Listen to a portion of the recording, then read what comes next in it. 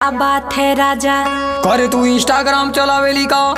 हाँ हो मोरे राजा, बड़ा आवेला मजा। कमीनी, तू ये सब छोड़ दे। ऐसे कैसे मैं इंस्टाग्राम छोड़ दूं राजा? अभी टाइम है जाने मन, तू होश में आ जा। इसमें क्या है बुराई, आप ही बताओ ना। देखो पूरे गांव में मेरी नाक तुम कटावो ना। अरे राजा जी, इसमें पैसा बहुत मिलता है।